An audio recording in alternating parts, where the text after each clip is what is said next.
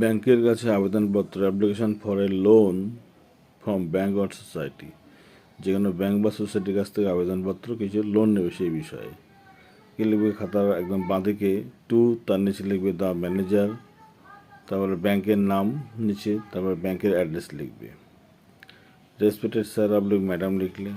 I beg to inform you that I am a resident of, village হোক town হোক, যদি town হয় তাহলে ভিলেজটা বাদ দেবে, সেই ওয়ার্ডের নাম লিখে নাম্বার সেই ওয়ার্ডের নাম লিখে দেবে, পোস্ট অফিস লিখবে, ডিস্ট্রিক্ট লিখবে, অ্যান্ড লাইক টু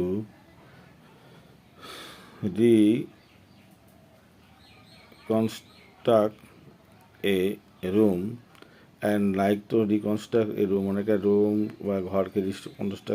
রিকনস্ট্রাক্ট করতে চাই,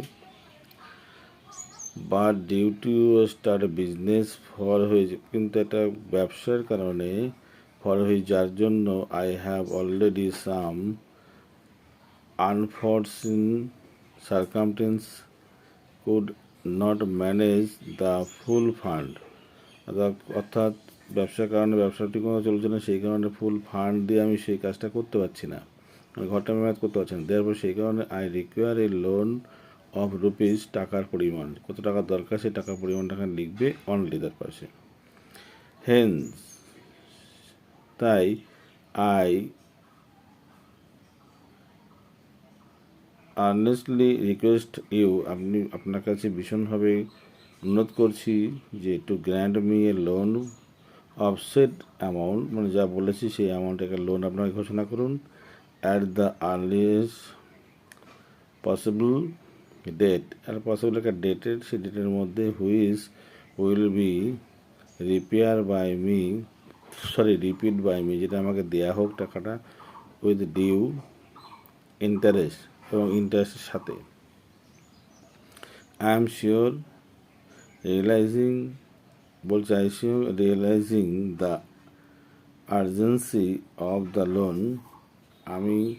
নিশ্চিত যে রিয়েলাইজিং আর্জেন্সি অফ লোন মানে এই লোনটার কতটা গুরুত্ব সেটা বিষয়টাকে আপনি জানবেন বা বুঝবেন। You will do the needful immediately, আর যা প্রয়োজন তারা অবশ্যই আপনি তাড়াতাড়ি করবেন। থ্যাংকিং ইউ, ধন্যবাদ আপনাকে। খাতার ডান দিকে লিখবে এর ফেথফুল নিজের নাম লিখবে তার নিচে, তারপরে বাঁ দিকে এসে ডেট লিখবে, প্লেস লিখে নিজের ঠিকানাটা মোটামুটি তুমি একটা লেখার চেষ্টা করবে। তাহলে এইভাবে কিন্তু একটা ব্যাংকের লোনের জন্য অ্যাপ্লাই করা যেতে পারে। ওকে, আর যেটা করতে হবে, লোন হোক সেই ব্যাংকের নাম হোক বা সোসাইটির নাম হোক, যার নাম হোক, সেই নামটা কিন্তু তোমাকে ওখানে লিখতে হবে, আর ব্যাংকের ঠিকানাটা সেইভাবে তোমাকে দিতে হবে, নচেত কিন্তু সম্ভব নয়। ওকে, বাই, ভালো থাকবে।